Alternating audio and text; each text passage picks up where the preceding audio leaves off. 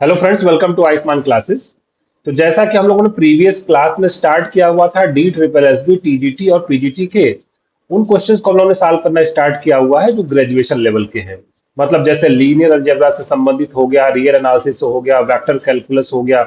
इन सारे क्वेश्चंस को one by one करके हम लोग सॉल्व करेंगे। अभी मैंने लीनियर अलजेब्रा स्टार्ट किया हुआ है। तो डी ट्रिपल एस बी के बहुत सारे पेपर्स हो चुके हैं। जैसे 2014 में अगर बात करें तो एक पेपर हुआ था, 2018 में बहुत सारे ऑनलाइन पेपर हुए थे, फिर 2021 में बहुत सारे ऑनलाइन पेपर हुए थे। इसी तरीके से पीजीटी के बहुत सारे क्वेश्चंस हो चुके हैं। तो अच्छे खासे क्वेश्चंस का आपके पास बैंक अवेलेबल है। तो अगर वो क्वेश्चंस को आप टैकल करते हैं तो निश्चित रूप से आपको आगामी आने वाले एग्जाम में हेल्प होने वाला है। प्रीवियस लेक्चर में आपका रिस्पांस बहुत अच्छा रहा। आपने जो है वीडियोस को बहुत लाइक किया, कमेंट किया, शेयर किया। इस लेक्चर को भी आप देखिए ध्यान से और बहुत सारे आप ट्रिक्स को सीखेंगे, बहुत सारे कॉन्सेप्ट्स को आप सीखेंगे। मैं आपको गारंटी देता हूं कि अगर आप ध्यान से लेक्चर्स को सुनते हैं तो अगर भले ही आप लीनियर अलजेब्रा कम जानते हो या लगभग न भी जानते हो, तब भी आप इन क्वेश्चंस को एग्जाम में निश्चित रूप से सॉल्व कर पाएंगे। बशर्ते इन लेक्चर्स को आप ध्यान से देखिए, इन ट्रिक्स को आप ध्यान से सुनिए। अगर आप टीजीटी पीजीटी से संबंधित तैयारी कर रहे हैं तो आयुष्मान क्लासेस ऐप आपको प्ले स्टोर से डाउनलोड कर लेना है और वहां पे आपको अपने स्टेट से संबंधित, एनबीएस केबीएस से संबंधित टीजीटी पीजीटी के सारे कोर्सेज वहां पे अवेलेबल है। वहां से आप कोर्सेज को परचेज कर सकते हैं। अगर आप मेरे टेलीग्राम ग्रुप या व्हाट्सएप ग्रुप में जुड़ना चाहते हैं तो उसका लिंक वीडियो के नीचे डिस्क्रिप्शन बॉक्स में दिया गया, वहां से आप जुड़ सकते हैं। ठीक है, चलिए स्टार्ट करते हैं आज का लेक्चर। ये लेक्चर नंबर 2 होगा। देखिए मैंने यहाँ पे लिख रखा है D triple S B TGT आप PGT previous year course graduation level question part 2। तो पार्ट 1 हम लोग कर चुके हैं। अगर आपने वो नहीं देखा है तो उसको जरूर देखिएगा। अभी हम लोग लीनियर अलजेब्रा के जितने भी प्रीवियस ईयर्स में क्वेश्चन आए हुए उसको हम लोग टेकल कर रहे हैं। ठीक है, चलिए स्टार्ट करते हैं आज का lecture. Consider four sets of vectors A, B, C, and D in R cube. Out of these sets of vectors, one set is linearly dependent. देखिए आ गया फिर से linearly dependent। प्रीवियस लेक्चर मैंने इसकी आपको ट्रिक बताई थी। ठीक है, ट्रिक मैंने ये बताई थी कि जब आपको वेक्टर दिए गए होंगे तो आपको चाहे तो उसको रो में लिख लेना है या कॉलम वाइज लिख लेना है, या तो रो वाइज लिख लेना है या तो कॉलम वाइज लिख लेना है। अब दो तरीका होता है, या तो आप उसका डिटर्मिनेंट निकाल दीजिए। अगर उसका डिटर्मिनेंट आ गया जीरो तो वो क्या हो जाएगा, लीनियरली डिपेंडेंट। और अगर उसका डिटर्मिनेंट जीरो नहीं आया, इसका मतलब वो क्या हो जाएगा, लीनियरली इंडिपेंडेंट हो जाएगा। ठीक है, एक बात हम लोगों ने ये किया था। दूसरा हमने रैंक मेथड आपको बताया था, है ना। रैंक मेथड हमने ये बताया था कि जैसे अगर मान लो तीन वेक्टर हैं, यहाँ पे देखिए 1 2 3 तीन वेक्टर हैं। तो अगर मैट्रिक्स का रैंक 3 आ गया, अगर मैट्रिक्स का रैंक क्या आ गया, 3 आ गया, तब तो ये क्या हो जाएगा, लीनियरली इंडिपेंडेंट हो जाएगा। और रैंक अगर 3 से कम आया, अगर रैंक 3 से कम आया, जैसे 2 आ गया या 1 आ गया, इसका मतलब ये क्या हो जाएंगे, लीनियरली डिपेंडेंट हो जाएंगे।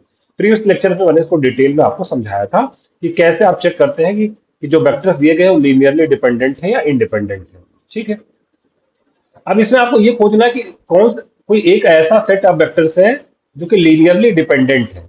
अब लीनियरली डिपेंडेंट होगा, इसका मतलब उसका डिटर्मिनेंट जीरो मिलना चाहिए अगर डिटर्मिनेंट के हिसाब से बात करें। ठीक है, तो अगर आप ध्यान से देखें, ध्यान से देखते जाइए, अगर आप ऑप्शन डी पे पहुंचते हैं तो यहाँ पे एक का पूरा एक वेक्टर जो ये लिखा हुआ है ये जीरो है। इसका मतलब क्या हुआ कि अगर सी की मैं मैट्रिक्स बनाऊं, अगर इसको कॉलम में मैं लिखने जाऊं तो 1 1 3 पहला वेक्टर है, 1 1 3। मैंने आपको बताया था चाहे आप रो में लिख सकते हैं या कॉलम में लिख सकते हैं, मैं कॉलम में लिख रहा हूं 1 1 3। दूसरा हो गया 0 2 1। तीसरा हो गया 0 0 0। तो आपने डिटर्मिनेंट की एक प्रॉपर्टी पढ़ी होगी, जब इसका मैं डिटर्मिनेंट निकालने जाऊंगा तो डिटर्मिनेंट की आपने एक प्रॉपर्टी पढ़ी होगी कि अगर किसी डिटर्मिनेंट का पूरा एक रो या पूरा का पूरा एक कॉलम जीरो है तो उस डिटर्मिनेंट की वैल्यू जीरो आती है। इसका मतलब इसका जो डिटर्मिनेंट है वो कितना हो जाएगा, जीरो हो जाएगा। और अभी मैंने आपको ट्रिक बताई कि अगर डिटर्मिनेंट जीरो होगा तो वो जो सेट ऑफ वेक्टर्स वो लीनियरली डिपेंडेंट हो जाएगा। सॉरी, इसका मतलब ये जो सेट है ये लीनियरली डिपेंडेंट है और आपसे लीनियरली डिपेंडेंट की बात की गई है। इसका मतलब डी ऑप्शन आपका करेक्ट हो जाएगा। ठीक है, आगे बढ़ते हैं। सॉरी, क्वेश्चन नंबर 2 की बात कर लेते हैं। कहा जा रहा let A be a non singular diagonalisable matrix. ठीक है, ये दो वर्ड हम बड़े काम के हैं, अब इसको हाईलाइट करेंगे। एक तो ये नॉन सिंगुलर है, दूसरा डायगोनलाइजेबल है। ठीक है, नॉन सिंगुलर का मतलब क्या होता है, नॉन सिंगुलर का मतलब होता है कि उस मैट्रिक्स का डिटर्मिनेंट जीरो नहीं होना चाहिए। ठीक है, आगे बढ़ते हैं क्वेश्चन में। Let A be a non singular diagonalisable matrix of order 3 with eigenvalues lambda 1 lambda 2 lambda 3। Eigenvalue से संबंधित क्वेश्चन। तो पूछा जा रहा है कि ए इनवर्स डायगोनलाइजेबल होगा कब, इफ व्हाट। ठीक है, अब देखिए इसमें हम लोग कुछ थियरी, ये क्वेश्चन तो 10 सेकंड में मैं आपको बता दूंगा, आप सॉल्व कर लेंगे, लेकिन इसके साथ ही साथ कुछ चीजों को आपको सीखना चाहिए। पहली चीज ये है कि अगर नॉन सिंगुलर मैट्रिक्स कब होती है, जब उसका डिटर्मिनेंट जीरो नहीं होता है। दूसरी बात, किसी भी मैट्रिक्स का जो डिटर्मिनेंट होता है वो किसके बराबर होता है, प्रोडक्ट ऑफ आइगन वैल्यूज के बराबर होता है। प्रोडक्ट ऑफ आइगन वैल्यूज के बराबर होता है। तीसरी बात, जो तीसरा इंपॉर्टेंट कॉन्सेप्ट आपको सिखाना है, if A is diagonalisable,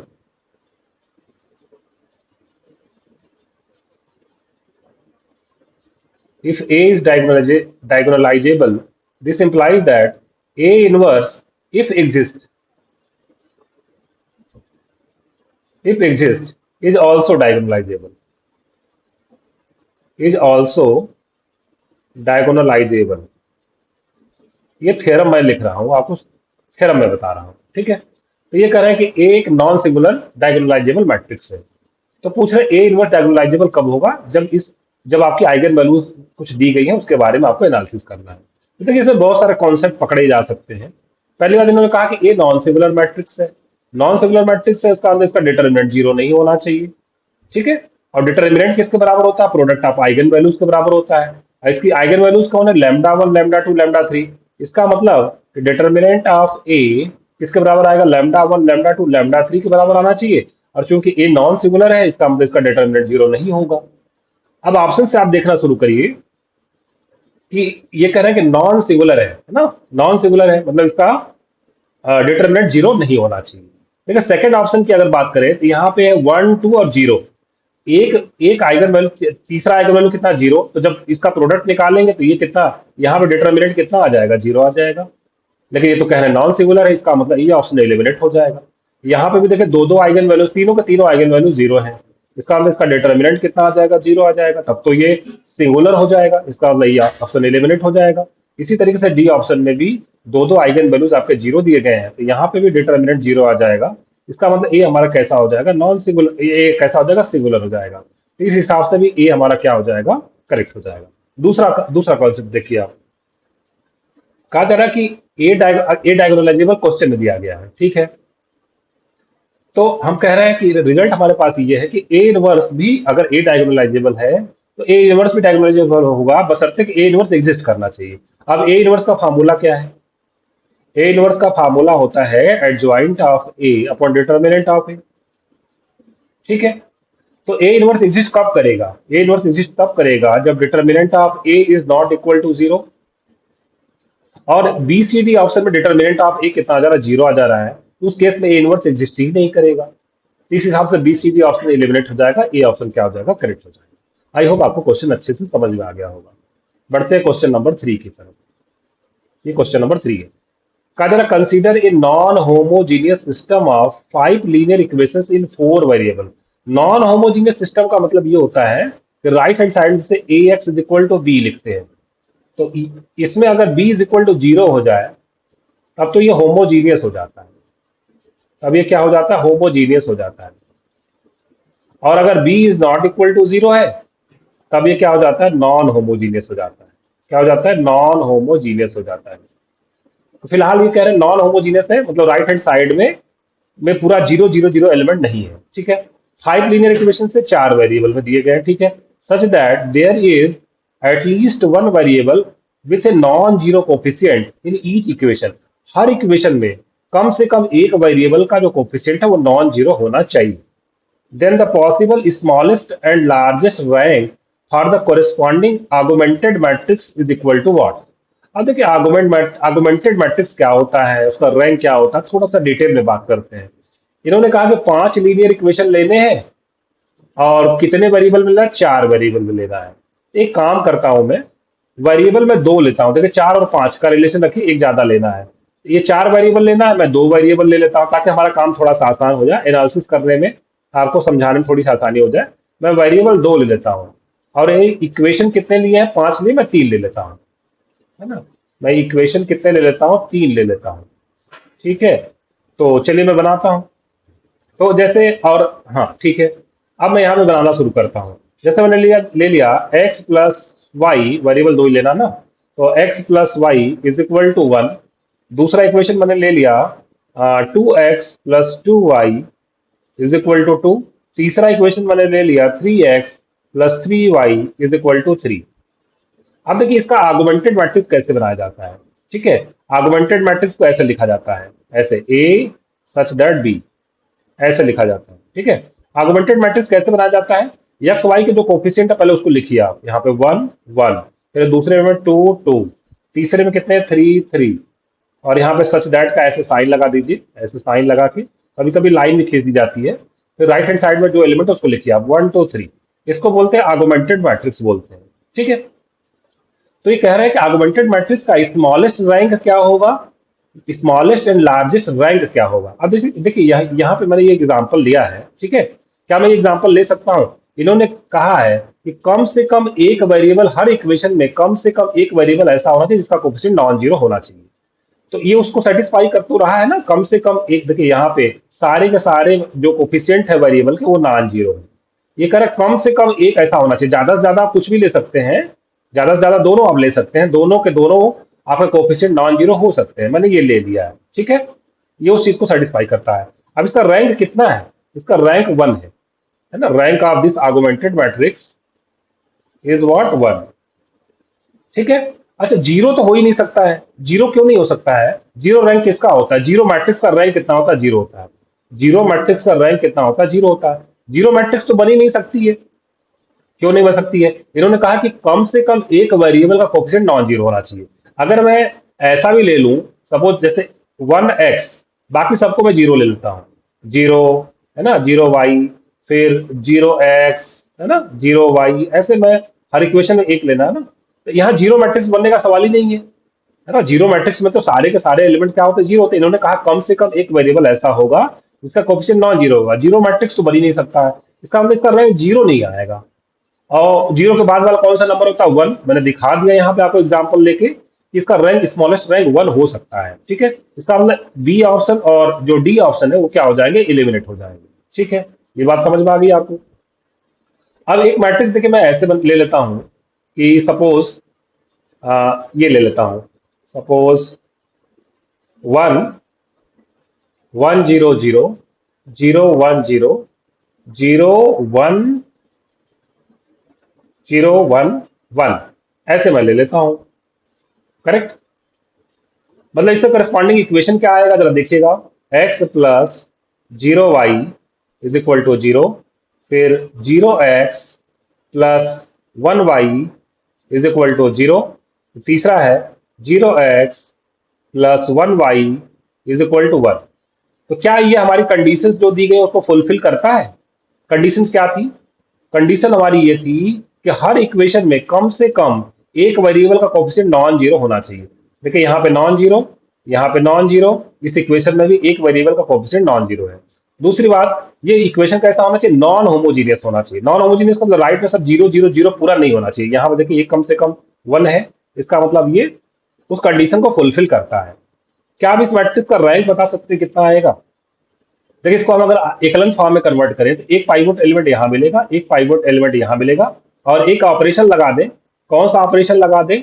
R3 is replaced by R3 minus R2, R3 minus R2, ये लगा दे अगर, तो क्या बनेगा हमारे पास? बनेगा 1 0 0 0 1 0, और यहाँ बन जाएगा R3 माइनस R2 करना 0 0 और 1 बन जाएगा। ठीक है, तो इस मैट्रिक्स का जो रैंक हो गया कितना हो गया? 3 हो गया। इस मैट्रिक्स का रैंक कितना हो गया? 3 हो गया। ठीक है ना। तो इसका मतलब ये हो गया कि यहाँ पे अगर हम लोग बात करें कि हमने कितने इक्वेशन लिए थे? 3 लीनियर इक्वेशन लिए थे। तो रैंक मैक्सिमम कितना हो सकता है? 3 हो सकता है। ये 5 लीनियर इक्वेशन लिए है, तो मैक्सिमम रैंक कितना हो सकता है? 5 हो सकता है। तो स्मॉलेस्ट 1, लार्जेस्ट 5, इसका मतलब फर्स्ट ऑप्शन करेक्ट हो जाएगा आपका, सी ऑप्शन एलिमिनेट हो जाएगा, ए ऑप्शन आपका करेक्ट हो जाएगा। ठीक है, आगे बढ़ते हैं। नेक्स्ट क्वेश्चन है क्वेश्चन नंबर 4। देखिए क्वेश्चन नंबर 4 में क्या कहा गया है? Which of the following given statement is true. ठीक है, देखिए बढ़िया क्वेश्चन है। इस क्वेश्चन में थोड़ा टाइम मैं आपका जरूर लूंगा, क्योंकि मैं आपको सिर्फ क्वेश्चन नहीं सॉल्व करवा रहा हूँ, क्वेश्चन के थ्रू थियरी भी मैं आपको डिलीवर कर रहा हूँ। ठीक है, तो डायगोनलाइजेबिलिटी का एक पूरा चैप्टर है, लीनियर अलजेब्रा का एक का पूरा चैप्टर है डायगोनलाइजेशन ऑफ मैट्रिसेस। ठीक है, उसके बारे में थोड़ा थोड़ा चर्चा करेंगे हम लोग। ये कह रहा है कि every square matrix is diagonalisable. ठीक है, every square matrix is diagonalisable. अब पहले आपको डायगोनलाइजेबिलिटी जिनको मालूम है उनके लिए अच्छी बात है, जिनको नहीं मालूम है उनके लिए मैं बता दूं कि किसी भी कोई भी मैट्रिक्स डायगोनलाइजेबल कब होती है। ठीक है, उसके बारे में थोड़ा चर्चा कर लेते हैं। देखिए, जैसे कोई भी मैट्रिक्स हमारे पास दी हुई हो, जैसे मान लिया दिया हुआ 1 0 0 2। ठीक है, पहली बात ये डायगोनल मैट्रिक्स है। ये कैसी मैट्रिक्स है? डायगोनल मैट्रिक्स है। और डायगोनल मैट्रिक्स हो या अपर ट्रायंगुलर मैट्रिक्स हो या लोअर ट्रायंगुलर मैट्रिक्स हो, उसकी आइगन वैल्यूज निकालना बड़ा आसान होता है। तो एग्जाम्पल जब भी मैं लूंगा, तो या तो मैं डायगोनल मैट्रिक्स का एग्जाम्पल लूंगा, या तो अपर ट्रायंगुलर मैट्रिक्स का एग्जाम्पल लूंगा, या तो लोअर ट्रायंगुलर मैट्रिक्स का एग्जाम्पल लूंगा। उसका पीछे रीजन ये है कि जो डायगोनल मैट्रिक्स, मैं फिर से मैं चर्चा कर रहा हूँ, डायगोनल मैट्रिक्स में एग्जाम्पल में लूंगा और अपर ट्रायंगुलर मैट्रिक्स में एग्जांपल में लूंगा, लोअर ट्रायंगुलर मैट्रिक्स में एग्जांपल में लूंगा। इसके लेने के पीछे का रीजन ये है कि इसमें जो डायगोनल एलिमेंट, तीनों के तीनों मैट्रिक्सेस में जो डायगोनल एलिमेंट्स होते हैं ना, वही आइगन वैल्यूज होती हैं। जैसे इस मैट्रिक्स का मुझे आइगन वैल्यूज लिखना हो तो मैं आसानी से बता सकता हूँ। इसकी आइगन वैल्यूज हैं, कितनी है? 1 और 2। इसकी आइगन वैल्यूज क्या है? 1 और 2। ऐसा लेने से फायदा ये है कि अगर किसी मैट्रिक्स की जो आइगन वैल्यूज हैं सभी की सभी अगर डिफरेंट आ गई, तो वो मैट्रिक्स डायगोनलाइजेबल हो जाता है। ये मैट्रिक्स कितने ऑर्डर की है? 2 ऑर्डर की है, 2 by 2 की है। इससे कितने आइगन वैल्यूज आएंगे? 2 आएंगे। अगर दोनों के दोनों डिफरेंट आ गए तो मैट्रिक्स डायगोनलाइजेबल हो जाएगी। एक कॉन्सेप्ट आपको समझ में आ गया? मैं चाहता हूँ एज ए रिजल्ट इसको लिख सकता हूँ, if any matrix if any matrix has distinct eigenvalues, then it will be diagonalizable. Then it will be diagonalizable.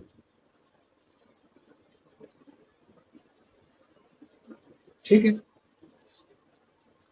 एक कॉन्सेप्ट मैंने ये बता दिया डायगोनलाइजेबिलिटी चेक करने का। मैं डेफिनेशन नहीं बता रहा हूं, मैं आपको रिजल्ट बता रहा हूं कि कैसे किसी मैट्रिक्स की डायगोनलाइजेबिलिटी चेक करते हैं। डेफिनेशन तो ये हो गई कि मान लीजिए कोई मैट्रिक्स ए है, इसको हम लोग डायगोनलाइजेबल तब कहेंगे जब हमें एक नॉन सिंगुलर मैट्रिक्स ऐसी मिल जाए P, such that P inverse A into P is equal to एक डायगोनल मैट्रिक्स मिल जाए, तो हम कहेंगे मैट्रिक्स ए हमारी क्या है? डायगोनलाइजेबल है। फिर से मैं डेफिनेशन रिपीट कर रहा हूँ। इस डेफिनेशन से क्वेश्चन हम लोग सॉल्व नहीं करेंगे, बल्कि हम रिजल्ट से सॉल्व करेंगे।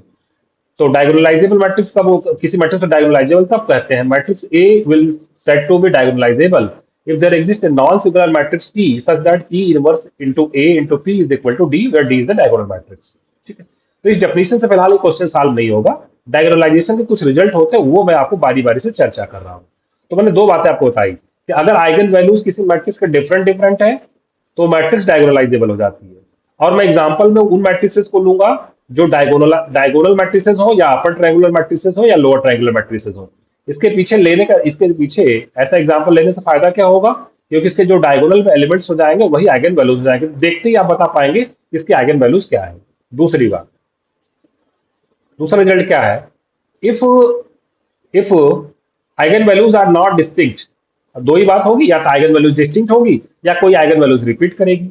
If eigenvalues are not distinct, तो क्या करेंगे हम लोग?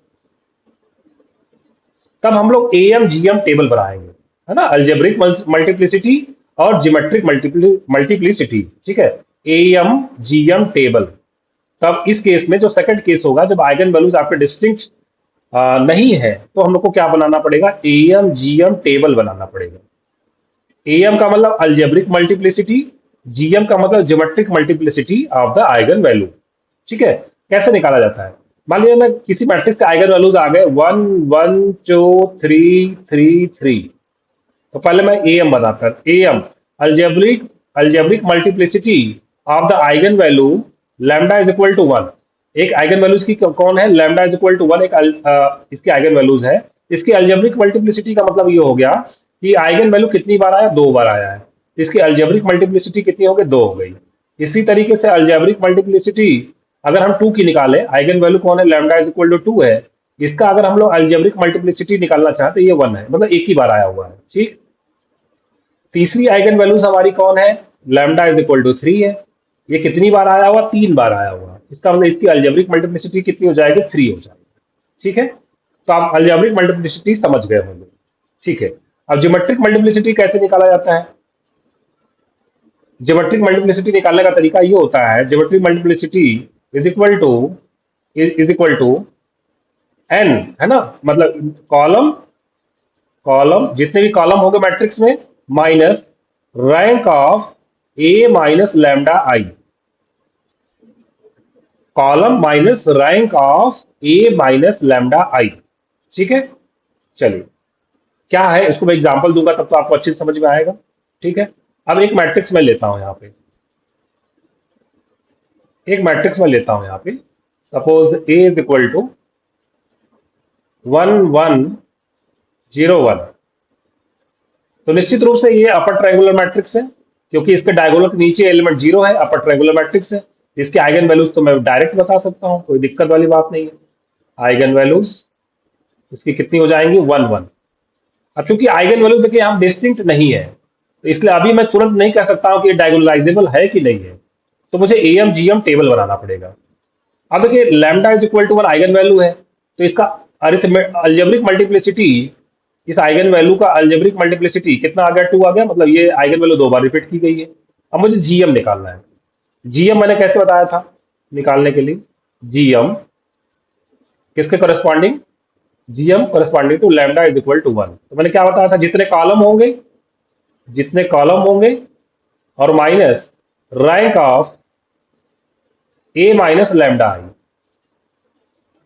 ठीक है, कॉलम कितने, 2 कॉलम है, रैंक किसका निकालना है, ए मैट्रिक्स में से लैम्डा इज इक्वल टू कितना, 1 है ना, ए में से आइडेंटिटी मैट्रिक्स को माइनस करना है। देखिए ए में से आइडेंटिटी मैट्रिक्स को अगर हम लोग माइनस कर दें कितना आ जाएगा, 1 माइनस 1 0 1 0 0 आ जाएगा, ये आ जाएगा। यहाँ ए माइनस लैम्डा आई ये आ गया, मतलब क्या लिखना है, इसका रैंक निकालना 0 1 0 0। तो यहाँ पे इसका रैंक तो 1 हो गया, एक ही नॉन, देखिए सेकंड रो, इसका सेकंड रो जो है पूरा का पूरा 0 है, और एक ही पाइवोट एलिमेंट मिल रहा है, इसका रैंक 1 हो गया। इसका मतलब 2 minus 1 is equal to 1।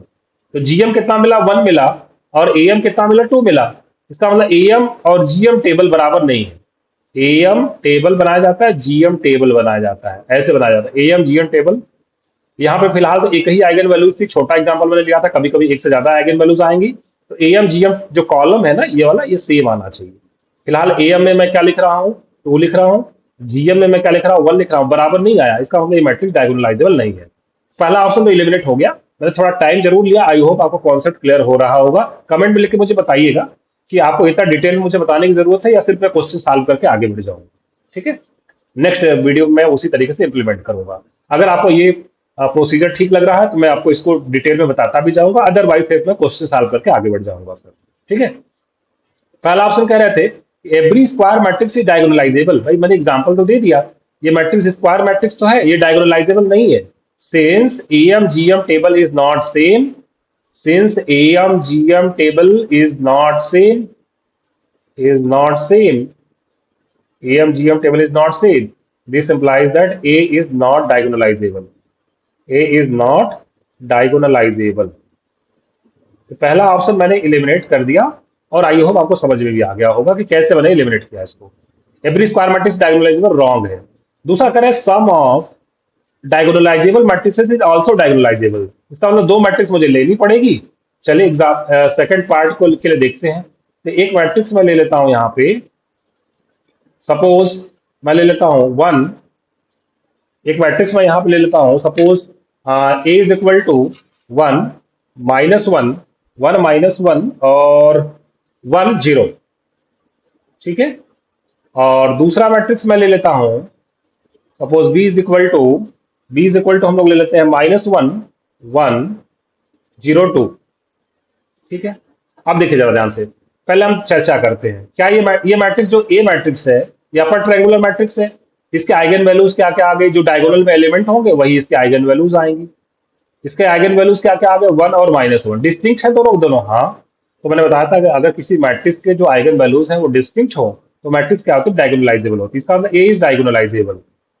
A is diagonalisable, कोई दिक्कत नहीं।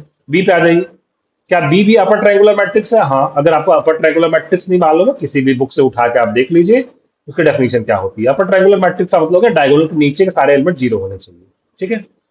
अच्छा, अब ये भी अपर ट्रायंगुलर मैट्रिक्स है, इसका मतलब इसका आइगन वैल्यूज हम लोग डायरेक्ट बता सकते हैं, इसीलिए मैं ये सिंपल सिंपल एग्जांपल ले रहा हूँ।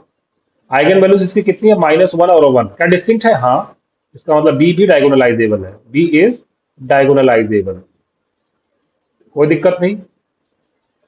अब दोनों को ऐड कर देते क्योंकि सम के बारे में पूछा गया है, हम सम निकाल लेते हैं।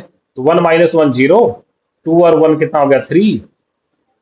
यहाँ पर 0 + 0 0, 1 - 1 0 आ गया, ठीक है, करेक्ट। अब इसकी आइगन, ये भी देखिए अपर ट्रायंगुलर मैट्रिक्स है, इसकी भी आइगन वैल्यूज मैं बता सकता हूँ।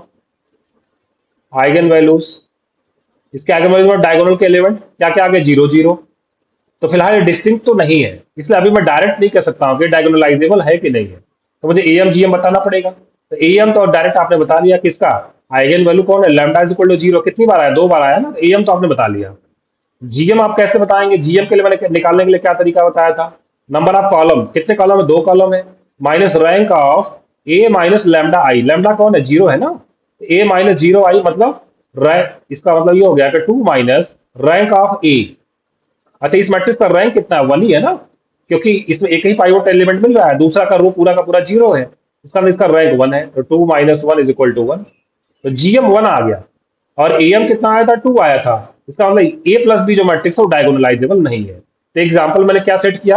ए डायगोनलाइजेबल था, बी डायगोनलाइजेबल था, but A plus B diagonalisable नहीं आया, करेक्ट। इसका मतलब जो सेकंड ऑप्शन हमारा वो क्या होगा? एलिमिनेट हो गया। The sum of diagonalisable matrices is also diagonalisable, ये हमारा क्या हो गया? रिजेक्ट हो गया, कोई दिक्कत वाली बात नहीं है। चलिए थर्ड ऑप्शन पे चलते हैं। थर्ड ऑप्शन पे मैं क्या क्या करता हूं, यहां पे मैं ले लेता हूं ए मैट्रिक्स, ये थर्ड ऑप्शन के लिए। वैसे तो ये सारे रिजल्ट है, बशर्ते मैं करके दिखा देता हूं ताकि आपको डायगोनलाइजेबिलिटी अच्छे से क्लियर हो जाए। एक मैट्रिक्स में ले लेता हूं 1 -1, 1 - 1 और 0 0, और दूसरी मैट्रिक्स मैं ले लेता हूं b इज इक्वल टू 1 1 0 - 1, 1 1 0 - 1। तो एक पहली वाले मैट्रिक्स देखिए डायगोनलाइजेबल है। अब आपको इसके डिस्टिंक्ट आइगन वैल्यूज है 1 और -1, डायरेक्ट बता सकते हैं। बी भी डायगोनलाइजेबल है, लेकिन जब इसका प्रोडक्ट करेंगे हम लोग, फिर इसका प्रोडक्ट मैं करता हूं, तो जब इसका प्रोडक्ट करेंगे हम लोग तो कितना आ जाएगा? 1 1 1 1 और 0 1, ये आ गया। और ये मैट्रिक्स हमारी नॉन डायगोनलाइजेबल है, ये मैट्रिक्स हमारी कैसी है? नॉन डायगोनलाइजेबल है। इसको ताई हो आप चेक कर सकते हैं, क्योंकि इसके आइगन वैल्यूज कितने? 1 है, तो इसका algebraic multiplicity lambda is equal to 1 के corresponding, lambda is equal to 1 के करस्पॉन्डिंग अलजेब्रिक मल्टीप्लिसिटी कितना आ गया? 2 आ गया, और ज्योमेट्रिक मल्टीप्लिसिटी 1 आ जाएगा। चेक कर लीजिएगा, जीएम इसका कितना आ जाएगा? 1 आ जाएगा। एम जीएम बराबर नहीं आया, इसका मतलब ये मैट्रिक्स डायगोनलाइजेबल नहीं है। इसका मतलब अगर दो मैट्रिक्स डायगोनलाइजेबल है तो उनका प्रोडक्ट करें तो वो डायगोनलाइजेबल होगा, इसकी कोई गारंटी नहीं है। The product of diagonalisable matrices also diagonalisable, ये रॉन्ग है।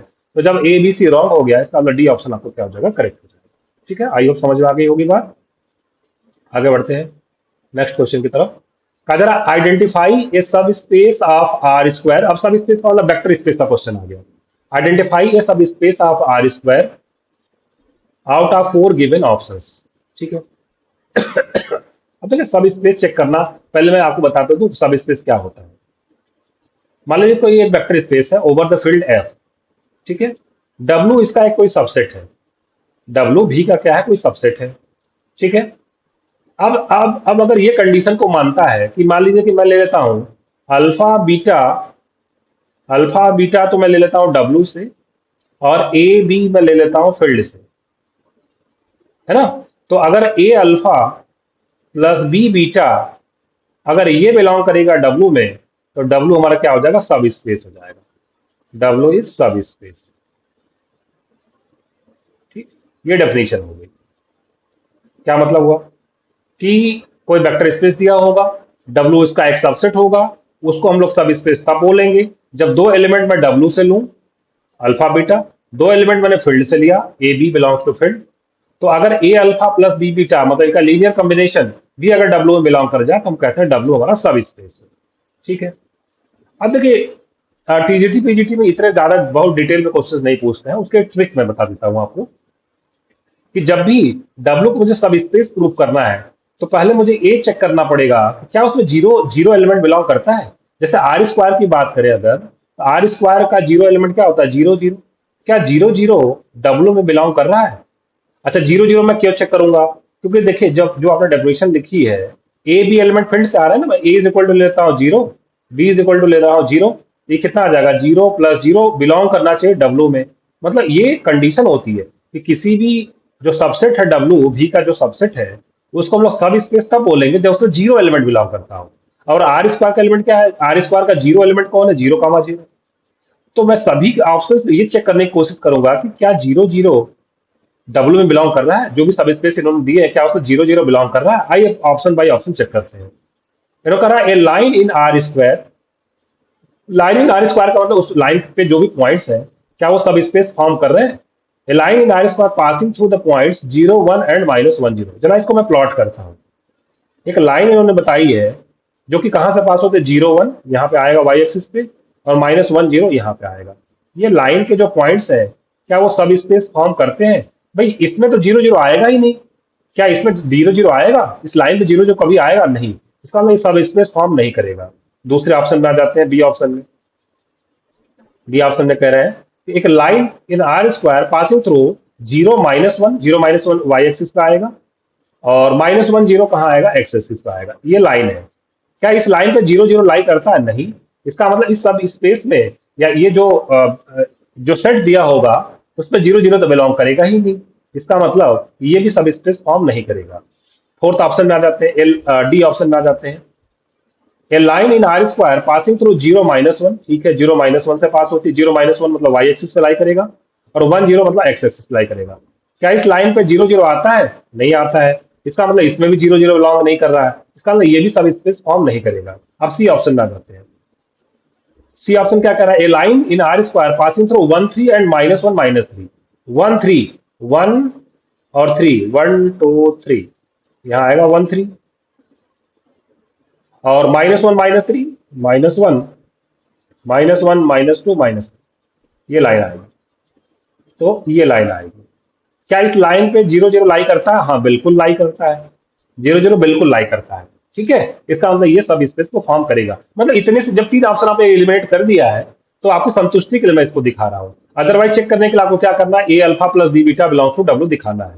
तो ये सिर्फ इतने से ही मेरा काम हो गया कि क्या जीरो जीरो बिलोंग करता है कि नहीं करता। इतने से तीन ऑप्शन हमने एलिमिनेट कर लिया, तो आगे मुझे कुछ करने की आवश्यकता ही नहीं है। इसका सी ऑप्शन क्या हो जाएगा, करेक्ट हो जाएगा। आगे बढ़ते हैं, क्वेश्चन नंबर 6 की तरफ बढ़ते हैं। आई होप आपको क्वेश्चंस का सॉल्यूशन पसंद आ रहा होगा। अगर आप चैनल पर नए हैं तो तुरंत चैनल को पहले सब्सक्राइब कर लीजिए, और वीडियो पसंद आएगा तो एक लाइक के बटन दबाना नहीं भूलिएगा। ठीक है, आगे बढ़ते हैं। Consider the subset S is equal to this this this of R square if A is a matrix having columns as the vectors of the set S. मतलब इस जो सेट एस में ये जो वेक्टर्स दिए गए हैं ना, इसको कॉलम्स में लिखना है। ठीक है, ठीक है, ए इज द मैट्रिक्स, मतलब एक मैट्रिक्स ए मुझे बनानी है। कैसे बनानी है, जो वेक्टर दिए गए इसको कॉलम में लिखना है। लिख देते हैं, थ्री वन माइनस वन, फिर टू टू माइनस वन, फिर minus five minus two, then two, फिर वन थ्री वन। ये लिख दिया मैंने कॉलम्स में। ठीक है, यस ये सेट था। If A is the matrix having columns as vectors of the set S, then option पूछा जा रहा है कौन सा ऑप्शन करेक्ट होगा। पहला ऑप्शन है set S is linearly dependent. दूसरे option set S linearly dependent, फिर लीनियरली इंडिपेंडेंट। दो ऑप्शन लीनियरली डिपेंडेंट है और दो ऑप्शन लीनियरली इंडिपेंडेंट है। अब एक ट्रिक मैं बता देता हूं आपको। देखिए जो वेक्टर्स लिए गए वो आर क्यूब से लिए गए। तो आर क्यूब से जब भी वेक्टर्स लिए जाए, जैसे आर क्यूब से वेक्टर अगर तीन से ज्यादा वेक्टर लिए जाएंगे तो हमेशा लीनियरली डिपेंडेंट होगी। यहाँ कितने वेक्टर लिए गए हैं, एक दो तीन चार, तो निश्चित रूप से लीनियरली डिपेंडेंट होंगे। अगर आर स्क्वायर की बात करता और तीन वेक्टर ले लेता तो वो भी लीनियरली डिपेंडेंट हो जाते। तो इसके आर स्क्वायर के डायमेंशन थ्री है, और अगर आप चार वेक्टर लेंगे तो निश्चित रूप से तीन से ज्यादा मतलब चार वेक्टर पांच वेक्टर छह वेक्टर अगर आप लेंगे तो निश्चित रूप से वो लीनियरली डिपेंडेंट हो जाएंगे। तो लीनियरली डिपेंडेंट हो जाएंगे, दो ऑप्शन में है, ए और बी में लीनियरली डिपेंडेंट है। देखिए लीनियरली डिपेंडेंट, लीनियरली डिपेंडेंट। लेकिन सी ऑप्शन डी ऑप्शन क्या, लीनियरली इंडिपेंडेंट, लीनियरली इंडिपेंडेंट। इसका मतलब सी ऑप्शन डी ऑप्शन को हमने एलिमिनेट कर दिया। अब हम ए और बी में कैसे डिसाइड करेंगे। ए करा, ए ऑप्शन में करा रैंक थ्री है, बी ऑप्शन में कह रहा रैंक 2 है, इसका मतलब रैंक निकालना पड़ेगा। ठीक है, तो रैंक निकालते हैं हम लोग इसमें। इसके लिए देखिए हम लोग कोशिश क्या करते हैं ना, जो पहला एलिमेंट होना चाहिए ना वो 1 आ जाए। इसके लिए मैं R1 और R2 को आपस में इंटरचेंज कर देता हूँ, मतलब एक ऑपरेशन में लगाने जा रहा हूँ, R1 is interchange with R2। इसको हम लोग रो एकल फॉर्म में कन्वर्ट करेंगे, इसको एकल फॉर्म में कन्वर्ट करेंगे। तो A is equivalent to R1 R2 को इंटरचेंज कर देते हैं, तो यहाँ पे आ जाएगा 1 2 -2 3। ऐसा करने से फायदा होगा क्योंकि इसके नीचे मुझे 0 0 बनाना है, तो 1 से 0 बनाना बड़ा आसान होता है। 3 2 -5 1 और -1 -1 2 और 1। चलिए, अब इसको हम लोग जीरो, इसको मुझे जीरो बनाना है, इसको मुझे जीरो बनाना है। ऑपरेशन में कौन सा लगाऊंगा? R2 is replaced by R2 -3R1, और R3 पे कौन सा ऑपरेशन में लगाऊंगा? R3 में R1 को मैं जोड़ देता हूं, R3 + R1। तो क्या मिलेगा? A इज इक्विवेलेंट टू, क्या मिलेगा? क्योंकि R2 R3 पे लगाना है, R1 को ऐसे ही उतार लेना है। 1 2 -2 3, यहाँ पे कितना हो जाएगा? 3 -3 0, 2 -6 -4, ठीक है, -5 और +6 6 -5 1, और 1 -9 मतलब -8, और R3 में R1 को जोड़ देना, तो 1 -1 0, -2 -1 मतलब 1, 2 -2 मतलब 0, 3 + 1 कितना हो गया? 4 हो गया। ठीक है, तो एक एक ये पाइवोट एलिमेंट यहाँ पे मिला, उसके नीचे के एलिमेंट सारे 0 हो गए। ठीक है, अब देखिए फिर से मैं R2 R3 को क्यों नहीं इंटरचेंज कर लूं, ताकि मुझे सेकंड नंबर पे 1 मिल जाए। फिर से ऑपरेशन लगा देता हूँ कि R2 और R3 को मैं आपस में क्या कर देता हूँ? इंटरचेंज कर देता हूँ। ये इंटरचेंज करने का साइन है। तो ए मैट्रिक्स मुझे क्या मिलेगी? मुझे मिल जाएगी, पहला रो तो वैसे ही रहेगा, 1 2 -2 3, ठीक। फिर यहाँ पे आ जाएगा 0 1 0 4, और थर्ड नंबर क्या आ जाएगा? 0 -4 1 -8। ठीक है, अब देखिए यहाँ पे 1 मिला था, यहाँ पे भी 1 मिल गया। अब इसके नीचे 0 बनाना है, क्या ऑपरेशन लगाऊंगा मैं? R3 is replaced by R3 + 4R2। तो क्या मिल जाएगा? This is equivalent to, R3 पे लगाना, R1 R2 को उतार लीजिए। 1 2 -2 3, ठीक, 0 1 0 4, R3 + 4R2 करेंगे 0, यहाँ पे 4 -4 0, यहाँ पे 1 16 -8 8 आ गया। अब ये मैट्रिक्स एकलन फॉर्म में कन्वर्ट हो चुकी है। एक पाइवोट एलिमेंट यहाँ मिला, एक पाइवोट एलिमेंट यहाँ मिला, एक पाइवोट एलिमेंट यहाँ मिला। इसका मतलब इस मैट्रिक्स का जो रैंक है वो कितना है? 3 है। तो 3 रैंक किसमें दिया होता है? ए ऑप्शन में दिया होता है। ए ऑप्शन करेक्ट हो जाएगा, बी ऑप्शन आपका एलिमिनेट हो जाएगा। तो इस तरीके से हम लोग करते हैं क्वेश्चन को। आगे बढ़ते हैं, क्वेश्चन नंबर 7। डायरेक्ट डेफिनेशन में क्वेश्चन है, if W is a non empty subset of a real vector space. Vector space का एक सबसेट दिया गया है, अभी हमने बात की थी। Then using the same operation, the W is a subspace of R3 it if and only. Definition है, देखिए V एक वेक्टर स्पेस है over the field F, W इसका सबसेट है, W V का क्या है? सबसेट है। तो W वेक्टर स्पेस, W सब स्पेस कब फॉर्म करेगा? जब V के जो ऑपरेशन है, जैसे प्लस और मान लीजिए मल्टीप्लिकेशन का ऑपरेशन है, तो अगर प्लस और मल्टीप्लिकेशन ऑपरेशन के साथ अगर W भी वेक्टर स्पेस फॉर्म करेगा, तो हम कहेंगे कि W हमारा वेक्टर स्पेस V का क्या है? सब स्पेस है। तो डायरेक्ट आई ऑप्शन में W is not closed under scalar multiplication but closed under vector addition. Close होना चाहिए, मतलब एडिशन के रेस्पेक्ट में और मल्टीप्लिकेशन के रेस्पेक्ट में क्लोज्ड होना चाहिए। B option, A option eliminate हो गया। W is closed under vector addition and scalar multiplication, हाँ बिल्कुल, बी ऑप्शन सही है। C option, D option eliminate हो जाएगा। डायरेक्ट डेफिनेशन, इसमें कुछ ज्यादा बताने की जरूरत नहीं है। आगे बढ़ते हैं, नेक्स्ट क्वेश्चन की तरफ बढ़ते हैं। क्वेश्चन नंबर 8 बड़ा अच्छा क्वेश्चन है, बहुत बढ़िया क्वेश्चन है। कह transformation T from R square to R square first reflect. Transformation का मतलब linear transformation, vector linear transformation मतलब लीनियर अलजेब्रा का क्वेश्चन है, चैप्टर का नाम है linear transformation. A transformation T from R square to R square first reflects the points through the vertical axis। vertical axis का मतलब यहाँ पे x axis y axis ना बोल के ये कह रहे हैं x2 axis, और एक बार कहेंगे x1 axis। ठीक है, तो ये x2 axis मतलब x axis और y axis की बात कर रहे हैं। फिलहाल ये x2 axis मतलब y axis की बात कर, वर्टिकल एक्सिस मतलब y axis, x axis और y axis की बात कर ले, उसको x y ना बोल के x1 x2 axis बोल रहे हैं। ठीक है, ये बात हो गई, एक फिगर में बना देता हूँ। तो क्या कह रहा है? टी एक लीनियर ट्रांसफॉर्मेशन है, first reflect the points through vertical axis. ठीक है, तो देखिए मान लिया कि टी हमारा एक लीनियर ट्रांसफॉर्मेशन है, तो मान लिया कि टी आर स्क्वायर को एक पॉइंट लेते हैं, जनरल पॉइंट में ले लेता हूं एक्स कामा वाई। तो एक्स कामा वाई को ये क्या कर रहा है? वाई एक्सिस के अबाउट इसका रिफ्लेक्शन लेना है।